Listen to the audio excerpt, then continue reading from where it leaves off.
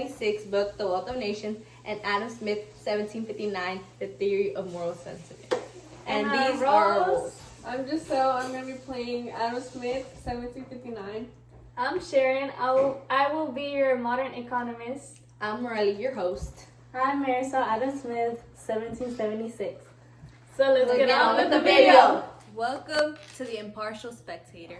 Today we're solving the historical mystery. Are Adam Smith two different guys?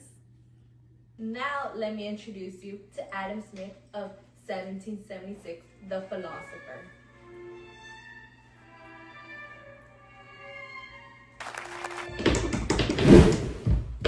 Oh, what's that noise? Would you look at that? We got not one, but two Smiths. Welcome, Adam Smith of 1759, the Economist. And last but not least, we have Sharon, our modern economist. She's here to remind us that these 18th century debates are still causing chaos across all social media platforms. Gentlemen and our lovely lady, thank you for joining us. Now let's begin, shall we? How are y'all feeling today about this podcast? Unlike my copycat, I'm eager to share my thoughts on the foundation of human conduct. I trust my language is not too passionate for this broadcast. And I, to explain the natural forces of commerce, try to keep up 1759. You worry too much about feelings. Oh! I shall say these gentlemen did not come to play. I'll be pointing out that his natural forces still cause quite a stir. Like when a tech company lays off thousands right after a record profit. Classic Smith.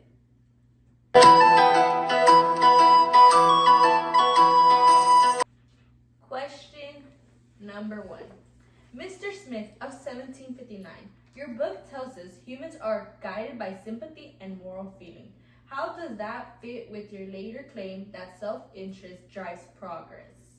The difference is the scale. As I wrote, how selfish sober man may be supposed, there are evidently some principles in his nature which interest him in the fortune of others. That is sympathy, which governs our close interactions.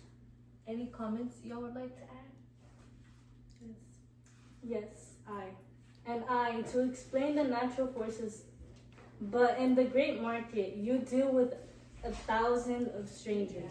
We appeal to the butcher's self-interest. As I said, it is not from the benevolence of the butcher, the brewer, or the baker that we expect our dinner, but from their regard to their own interest. That's a key insight. You only have so much capacity for caring. The personal exchange is driven purely by self-interest. But it only works because you assume the seller has some moral restraint against fraud. Question number 2. How would you describe the connection between the invisible hand and the impartial spectator? The impartial spectator is a force of morality. It's the voice in your head that says, don't steal that carriage, the neighbors will talk. And the invisible hand is the force of economics. It guides self-interested activity to unintentionally promote wealth. It only works because the individuals are already governed by the spectator. You can't have a functional market if everyone is lying, cheating, and crashing carriages. But your hand is too often guided by greed, not virtue. I tell you, you gave that hand too much power. You gave people the capacity for prudence. If the baker is foolish enough to cheat his customers, my system ensures he goes bankrupt. Don't blame the system for a man's lack of foresight. All right, gentlemen, it's getting really heated in here. Let's take it down a notch, shall we? I agree. Causing unnecessary conflict is the least thing we want to do. The way I see it is that the spectator is a good cop and the hand is an unpredictable economic boom. Smith is saying that you need a good cop keeping people mostly honest before the boom can even start.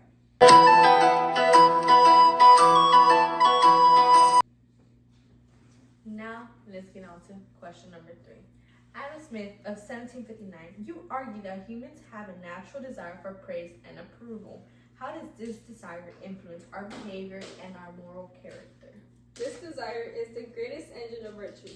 We want others to think highly of us, so we discipline ourselves to act honorably. As I wrote, we desire not only praise, but praiseworthiness.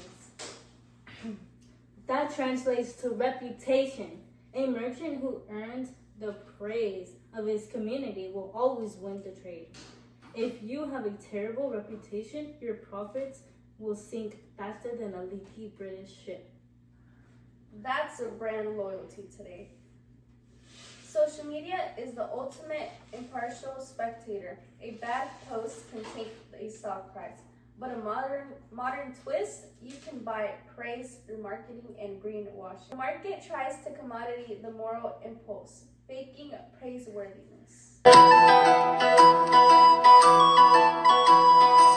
Question number 4. Adam Smith of 1776. You are critical of mercantilism and advocate for free trade. Can you discuss the benefits of free trade and how it promotes economic growth? Yes. Mercantilism is national folly. Free trade allows every person and every nation to specialize division of labor, which makes goods cheaper and more plentiful for everyone. My conclusion was clear. Consumption is the sole end and purpose of all production. Adam Smith of 1759. Anything you'd like to add? And it promotes global peace. When nations trade freely, they have a shared financial stake in being nice to one another, making war economically stupid.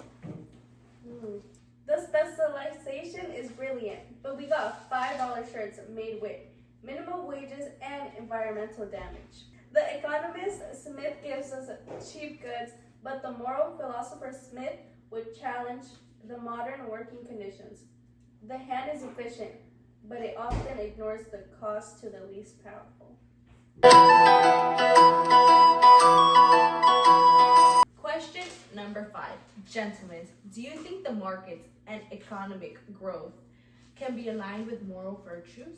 Markets are powerful but dangerous, yet they reward the modest virtues, diligence, regularity, and punctuality. The market doesn't tolerate lazy folk or people who are constantly late to work. And economic growth gives people the security necessary to be good. Trying to preach virtue to a starving person is pointless. As I said, the great multiplication of the productions of all the different arts occasions that universal opulence which extends itself to the lowest ranks of all the people. The promise was universal opulence, but today the wealth stays at the top. The market rewards risk takers and loophole finders more than those with simple diligence. The spectator wants fairness. The modern market is a casino.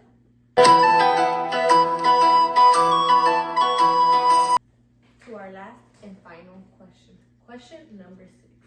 Finally, a question for all 3 of you. How do your views on human nature and morality inform your economic ideas and vice versa? My understanding of human fallibility informs the absolute necessity of the strict and impractical administration of justice. As I argued, justice is the main pillar that upholds the whole edifice.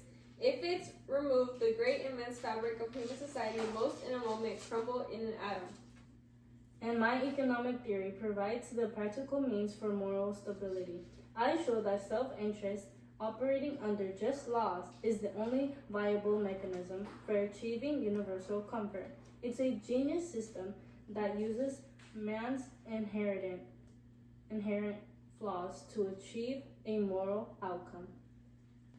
It's brilliant. The moral philosopher set the rules of the game, justice and virtue. And the economist described how the game is played. If you ignore the morality part, you get the monopolies and financial crashes. If you ignore the economic part, you just have to be very polite and very poor society. A truly unified vision. Adam Smith, thank you both for showing that for the philosopher and the economics, the moral framework and the economic system are utterly inseparable. I just hope that next time we bring you on, we can manage to keep the furniture intact. And thank you, Sharon, for your amazing feedback. Mr. Smith of 1759, will you please stop eyeing Mr. Smith of 1776 chair like it's a tariff waiting to be eliminated? Thank you. That concludes our episode. I hope y'all enjoyed and learned something about Adam Smith, 1759, the theory of moral sentiment, and Adam Smith of 1776, the wealth of nations. This concludes our episode. Hope you